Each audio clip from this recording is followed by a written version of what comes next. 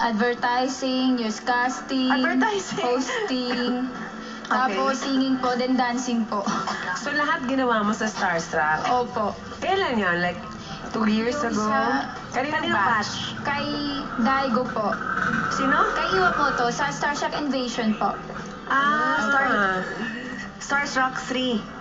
Opo. Okay, and then, ano ba yung mga options namin? Hosting? Ano pang iba? Hosting, advertising, singing, modeling. Gusto ko hosting at advertising ha. Sige, hosting muna.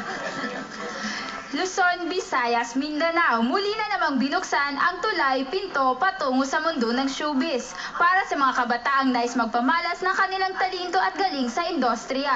Ito ang nag-iisa, pilit ginagaya, ngunit walang kasing tayog ang lipad. Ito ang nag-iisang Starstruck Invasion. Dito sa Starstruck, kanya-kanyang pagalingan, kanya-kanyang biritan. Dito mapapatunayan kung sino ang karapat-dapat maging Starstruck survivor.